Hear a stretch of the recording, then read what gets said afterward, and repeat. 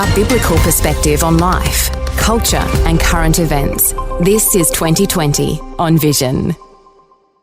Let's turn our attention to baby names. The names we give to our children become like generational markers for the people born within a certain time frame. They're parts of generations. Well, for more than a decade, the team at McCrindle Research have been monitoring the rise and fall in popularity for the names that we give our children. So, what are the most popular boys' names and girls' names? Mark McCrindle leads an outstanding team of social researchers at McCrindle Research, and he's got the best insights into the newest generations. Mark McCrindle, a special welcome along to 2020. Thanks, Neil. Great to be with you. Mark, are there any special surprises in this year's popular babies' names list? Give us your insight here. Oh, yeah, it's fascinating. This is the year that we not only looked at the top 10, but we reviewed the whole of 15 years of Generation Alpha, because that's the generation of youngsters born from 2010 through to 2024. So we now have all of their names.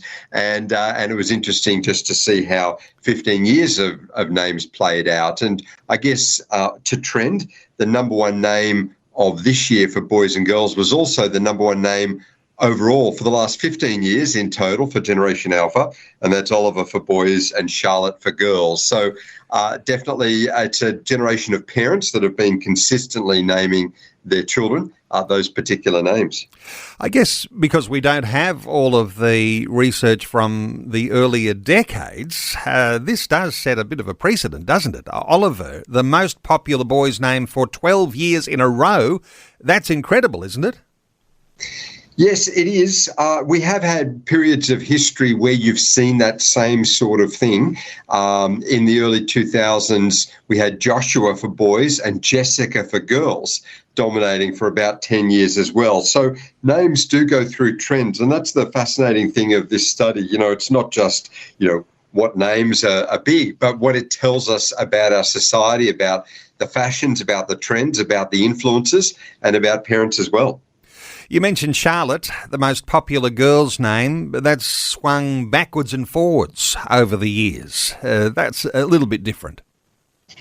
Yes, it has gone up and down over the years. It was up 2 places from third to first to round out this particular year. But we also had names that have been consistent in the top 10 remaining there. Not too much change. For boys, Noah was number 2, as it was last year. Theodore was in the top 5. Henry as well. And for girls, in addition to Charlotte, Amelia, Isla, and Olivia, they all have remained in that top 10 for a few years. But it's also fascinating to see not only what names are in the top 10 or indeed rising, but what names are falling. And that tells us a lot about the fashions and the trends as well. And we've been tracking that. And if we just look over the last few years, the biggest, or some names that sort of are familiar but have now dropped out of the top 100 tell us a bit about our times. Matthew and Mitchell have dropped out just in recent years. They've been on a declining trend. And for girls, Sarah, Jessica, and Alyssa. So it again tells us that we tend to have about 10 or 15 years with a name remaining in the top list before it sort of starts a decline and eventually drops on out. Mark, I note that in some nations, and I'm thinking of the UK right now, where the name Muhammad hovers around the top of the list of boys' names.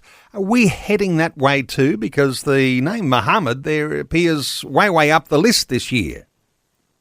That's right. It entered the top 50. In fact, it entered the highest position it's ever had at position 38 on the list of boys' names, up 15 places in a year. So certainly that tells us something of the cultural diversity, the religious diversity of Australia, and there is a fast rising name. Yes, in the UK, in some areas, it's at the top of the list. It's a little way down, but does tell us something about our changing migration patterns. And just drawing attention to that, because in the Islamic religion, it's quite a privilege for people to be named after the Prophet Muhammad. And I'm always interested whenever we do these updates on babies' names as to whatever happened to all the biblical names, the Matthews, the Marks, the Lukes, the Johns. What's happened to those names, Mark? Have you got any sort of thought there? Those traditional biblical names have dropped out. And as I mentioned, Matthew was the last of the 4 gospel names to drop out of the list just in the last year. But there are still biblical names in the list. Number 2 name for boys is Noah. And we've also got James at number 18 on the list. We've got Ezra making a big return. So who would have thought minor prophet from the Old Testament making a big entrance there for boys. And for girls, we have a few, and certainly influenced around Christianity. Grace is in the top 10. It's number 10 for girls. In fact, it's the second most popular middle name in Australia, and obviously core to the good news of the biblical story there. And we have a couple of other biblical names, like Eve is in the list for girls, I'm just seeing if there's another one that's there for girls, more for boys than for girls, but Caleb is in the top list for boys as well. What it tells us is that biblical names, or the influence of the Bible, is still strong in our culture and in baby naming, but not so much those traditional biblical names, some of the more obscure ones. I guess this is throwing you into the deep end here. What's influencing young parents to choose the names they do? Because this is a different age we live in now. Maybe we would have thought some years ago people might have chosen names after a movie star. But these days there are social media influencers, different stars, not sports stars, not movie stars, but people who just are famous for being famous. Is there any connections here to the way we choose baby names? There is always that influence of others, popular figures that influences the popular culture and then influences naming choice. The biggest influences of all, and they're the ultimate celebrities, are the royals. And Australians are strongly influenced by the royals, I guess not only because they're famous, but because there's a bit of class to them and generally how they conduct themselves, and also because the names they choose are more traditional. And that tends to be a bit of a theme in naming in Australia. Parents are wanting a more solid name than a completely new and an original contrived name, if you like. In the top list for girls, just thinking about the royal influence, we've got Charlotte, and that's the princess there. William is number 10 for boys. You've got Archie, number 15, George, Harry, all in the top list. So the modern influence, the next generation of royals are influencers. And it's what we call the 100-year return in names. Names of a generation ago aren't so popular. They drop out of favour. But names that perhaps our grandparents had or were big as they were emerging are the ones that we're going for, it seems. And that's what we see in the naming list. And one other thing on this, when we surveyed Australian young people and said, what is influencing you to choose a baby name? 1/3 said they choose a popular name based on what they've heard, but 2/3 are looking for a more unique name. They're not wanting a name that everyone else has. They're actually looking hard to find a name that's not as mainstream. And some parents choosing a shortened version of these longer names too, nicknames and things like that. How significant is that in the latest names list? Yeah, well, that's right. I mean, Archie is more popular than Archer or Archibald, and Max is more popular than Maxwell, Jack than Jackson or John. And so, as is typical in the Australian parlance and approach, we like to shorten names or take a more casual version of them. Charlie is much more popular than Charles. In fact, Charles has dropped out of the top list now. Charlie for boys in very strong position at number 8 on the list. The more informal names tend to be more popular than the more formal version of them. And of course, we have a Christian name and we have a surname. We mostly have middle names too. Is there anything that's in the trends that you've noticed around middle names and the sorts of names we might be choosing? Yes, they are influenced by family. Parents might want that unique name or a name that they really like from history or from a little bit of research for the first name. But for the middle name, that's where they really give space for family. It might be their own parents or a family name that they want to incorporate into that child's name that doesn't necessarily have the prominence of a first name. And you can tell that when you look at the list. In the top 10 list for boys, for middle names in Australia, you've got John, William, Robert, David, George, Joseph, more sort of, you might say, contemporary names or certainly names that parents or grandparents would have. And for girls, I mentioned Grace at number 2. Rose is the top name. And you've got May, Jane, Anne, Elizabeth and Louise as well. So names that even those of us from the 1980s or 1970s can remember as popular, they have remained strong, but in a middle name position rather than a first name. And Mark, when you're doing longitudinal studies, it means you've got more opportunity to be able to monitor those trends.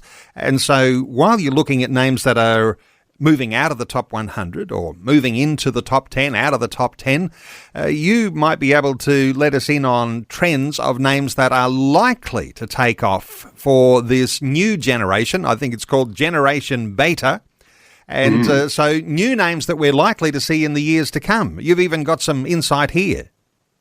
Yes, we have, because the Gen Betas now are the parents of Generation Z, born this year, and we know something of the parents' choices. They're following some of the same trends of looking back in history, looking for older names that have a new freshness to them because they've sort of been in the cool room for the best part of half a century.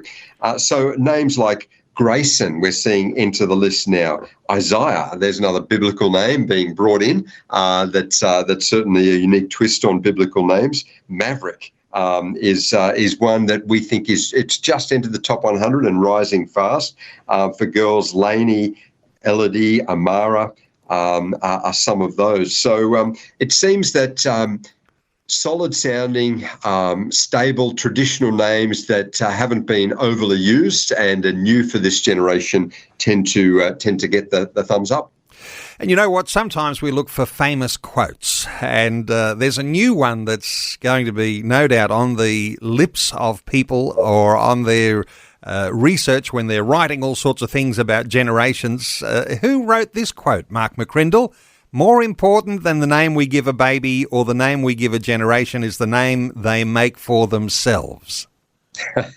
Well, that's my quote, and it I think sums up an important point that, you know, a name really is that a parent might give is sort of a label.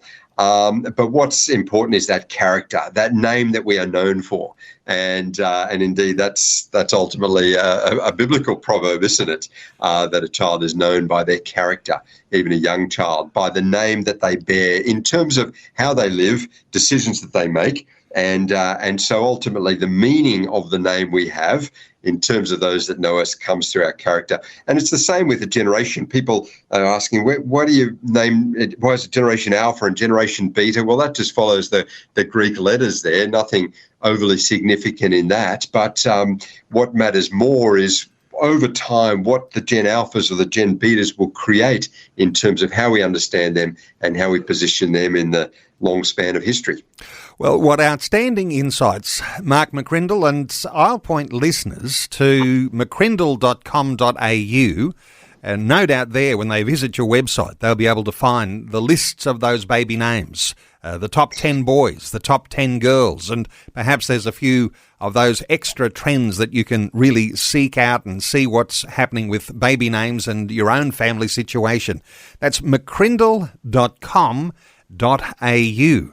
And look forward to talking to you on another occasion too, Mark McCrindle, because you've launched a new report called An Undercurrent of Faith.